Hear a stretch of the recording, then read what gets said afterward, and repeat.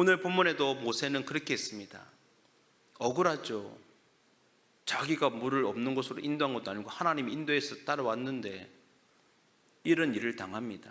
그런데 그는 똑같이 대하지 않고 어떻게 하더라고요? 하나님 앞에 엎드려 기도합니다.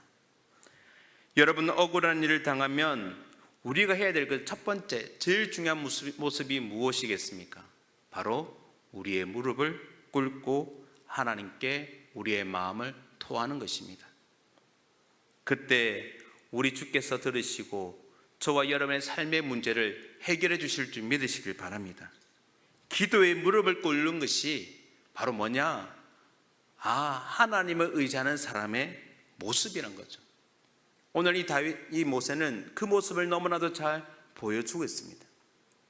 힘들고 어려울 때마다 우리가 쉽게 쓴 인간적인 방법을 동원하기보다 먼저 하나님 앞에 나아가 무릎을 꿇고 기도할 수 있는 그런 저와 여러분의 삶이 될 수 있기를 주님의 이름으로 축원합니다.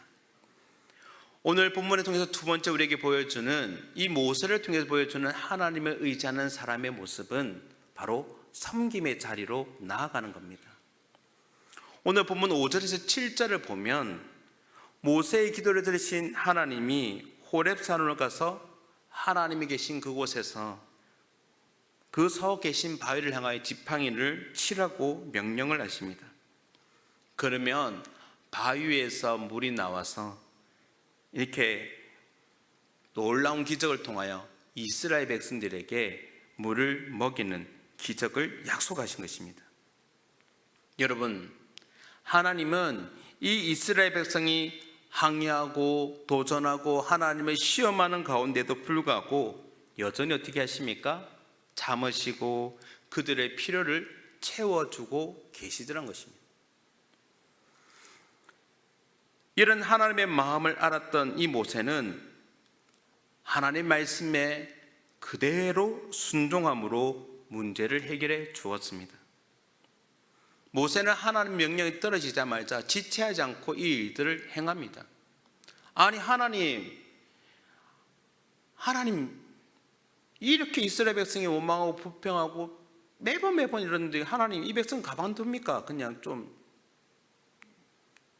엄벌을 좀 취하시죠 라고 말하기보다는 오히려 그 하나님의 마음을 알기에 그는 하나님의 말씀에 순종하며 오히려 그 섬김의 자리에 서 있는 것을 볼 수가 있다는 것입니다. 하나님은 끊임없이 당신을 대적하고 반역하는 이 죄인들을 위해 이 세상에 누굴 보내주십니까? 바로 독생자 예수님을 보내주셨습니다. 여러분, 그러한 사랑을 경험한 우리는 억울하고 분한 상황에서도 하나님의 그 놀라운 사랑을 기억해야 될 줄 믿습니다.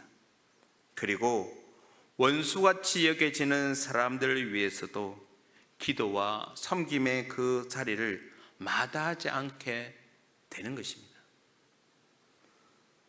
우리 한국교회에서 크게 존경받는 손영원 목사님, 여러분 잘 아시지 않습니까? 아들이었던 동인 동신을 죽인 원수 안재선을 어떻게 했습니까? 오히려 양자로 삼는 그런 큰 사랑을 보여주었던 것입니다. 억울한 일을 당한, 그래서 그런 사람들이 마치 원수같이 느껴질 때가 얼마나 많습니까? 내가 너무나 억울하면 나를 향해 분노하는 그들이 원수같이 여겨집니다. 그런데 그때 분노를 억누르고 먼저 그 사람을 섬겨보십시오. 그러면 하나님이 넘치는 사랑으로 우리의 삶 가운데 채워주시는 은혜를 경험하게 될 줄 믿습니다. 사랑하는 성도님 여러분, 하나님은 로마서 12장의 말씀을 통해 우리에게 이렇게 말씀하셨습니다. 원수가 줄이거든 굶기라. 아니죠.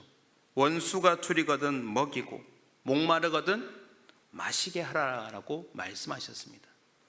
눈에 가시처럼 보이는 원수도 오히려 더 섬기고 사랑하고 실천하는 것, 그것이 우리 하나님이 가르쳐주신 말씀입니다. 그런데 오늘 본문에 등장한 이 모세가 이런 하나님의 말씀을 잘 실천한 모습을 보여주었다는 것입니다. 만약 우리가 모세와 같은 태도를 보일 수만 있다면 온유하고 자비로우신 그 하나님, 그 하나님을 우리의 이웃들에게 분명하게 드러낼 수 있을 줄 믿으시길 바랍니다. 오늘 말씀을 통해 저와 여러분도 오늘 이 본문에 등장한 이 모세처럼 하나님을 의지하는 자로서 삶을 살아감으로 말미암아 우리의 삶을 통하여 주의 많은 사람들에게 예수 그리스도의 향기를 전하며 살아가시는 그런 저와 여러분의 삶이 되길 주님 이름으로 축원합니다. 아멘.